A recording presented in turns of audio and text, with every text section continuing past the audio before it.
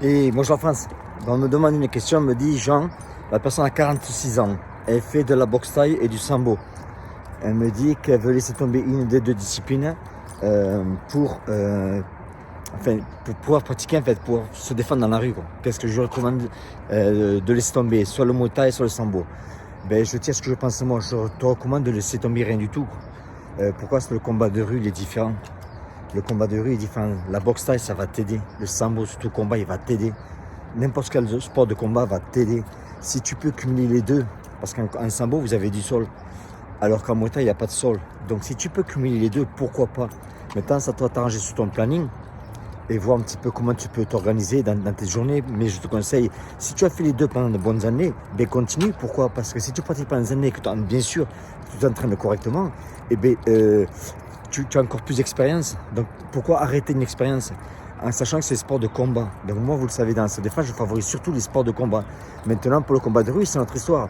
Parce qu'un combat de rue, en fait, comment tu dis, c'est pas que j'ai jamais me fou rire quand il y a sa défense. Oui, nous, sa défense, on n'a pas de règles. Ouais, mais on ne voit jamais se battre, ces mecs-là. Ils montent jamais sur un ring, ils font jamais des sparring, on ne les voit pas. Donc, ce que je te conseille de faire, moi, c'est de faire des scénarios avec des élèves à toi, des amis à toi. Faire des scénarios dans une maison, dans une voiture, dans un parking, dans un ascenseur, dans des escaliers. Fais des scénarios et essaie d'appliquer, en fait. Fais d'appliquer ce que tu apprends en boxe thaï, essaie d'appliquer ce que tu apprends en sambo. Donc, tu peux mettre des protections et tu peux y aller plein pot. Donc, encore une fois, qu'est-ce que je te conseille d'arrêter? Encore une fois, je te conseille d'arrêter aucun des deux. Pourquoi? Parce que ce sont des sports de combat. Et que si tu es au sol, ben, ça va t'aider. Si tu es debout, ça va t'aider aussi. Parce que le sambo, quand même, ça voit, il faut arrêter de. Il ne faut pas penser que le sambo, non, le sambo, ça voit grave quand même.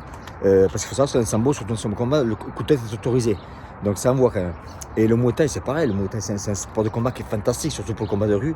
Ben, si tu sais bien le pratiquer et que le timing il est bon, tu vas faire des dégâts. Mais encore une fois, dans le combat de rue, tu ne sais pas comment ça se passe. Tu peux avoir le baguette sur le couteau, tu peux avoir le gars de frappe par derrière, il peut avoir à plusieurs, ils peuvent te surprendre. Il n'y a plus de règles, il n'y a vraiment plus de règles. Donc, mais par contre, ce qui va t'aider, c'est que faire des sparring, oui, ça va t'aider. Pourquoi? Parce que quand tu fais des sparring, tu as de la pression. Tu as un mec qui vient, qui te rentre dedans, qui te fait de la pression. Et c'est ça qui est important. C'est pour ça qu'encore une fois, on en revient, quand je parle de salle de défense entre guillemets traditionnelle, c'est que le mec qui te saisit, tu vas faire ta technique. Le point qui est, c'est que quand il te saisit, il n'y a pas d'émotion, il n'y a pas de surprise, il n'y a pas d'agression, on ne monte pas la sauce comme on dit. Alors c'est pour ça qu'ils me font rire les mecs. Donc encore une fois, reste, si je suis avec un ça te donner, reste dans le sambo, reste dans le Muay Thai, fais des sparring envoie, fais des scénarios. Et c'est que comme ça que ça va arriver. C'est que comme ça que tu deviens meilleur et te préparer pour le combat de rue. Mais le combat de rue, en fait, c'est pas quand tu ne prépares pas, quand ça arrive, et bien, si tu n'es pas entraîné, tu n'as pas fait de scénario, tu vas te faire démonter. Peu importe le niveau que tu vas avoir, si tu n'es pas préparé, tu vas te faire démonter. Voilà, j'espère que ça va t'aider. Et puis, n'hésitez pas à envoyer des messages sur mon email à jean@jeancarrier.com si vous avez des questions par rapport à des vidéos que je voudrais vous faire sur YouTube. Suivez-moi sur Instagram aussi, Jean Carrier, bonjour la France. Et envoyez-moi vos questions comme ça, mais je ferai un plaisir d'essayer de vous répondre quand je sors le chien, quand j'ai le temps. Allez, je vous embrasse, ciao.